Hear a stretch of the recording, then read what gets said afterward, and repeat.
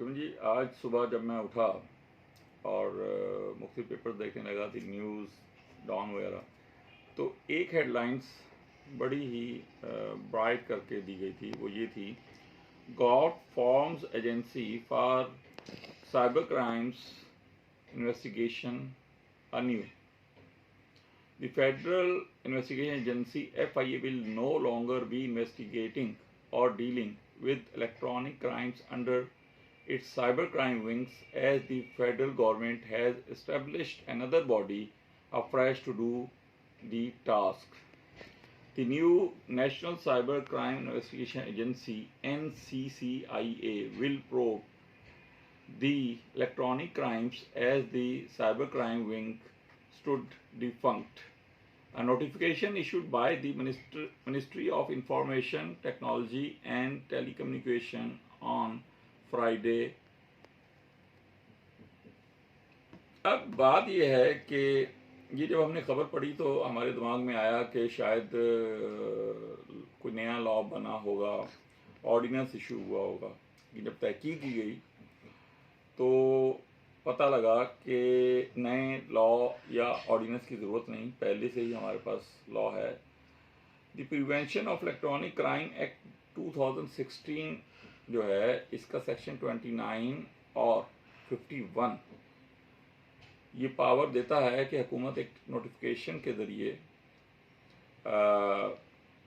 ایک نئی ایجنسی بنائے. یہ prevention of electronic crimes act کو شارٹلی ہم پیکا کہتے ہیں. 2016 پیکا کیا ہے؟ پیکا ایک لا ہے جو 2016 میں بنا ہے، the prevention of electronic crimes act.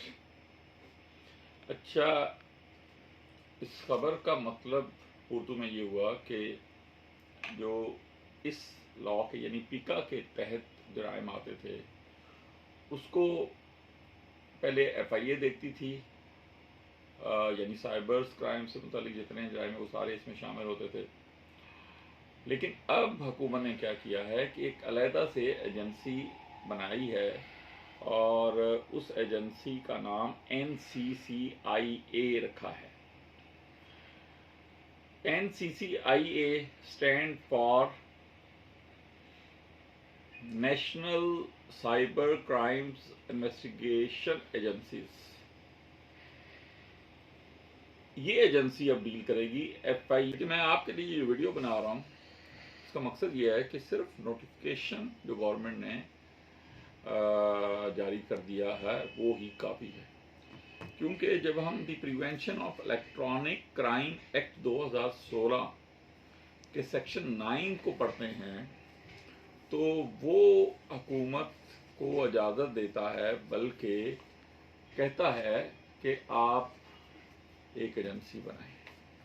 Section 29 کہتا ہے establishment of investigation agency and procedure powers for investigations. Number 1 ہے اس یعنی 29(1) کہتا ہے the federal government may establish or designate a law enforcement agency as the investigation agency for the purpose of investigation of offence under this act. اس لیے لا موجود ہے، notification آنا تھا، نوٹیفیکیشن آ گیا.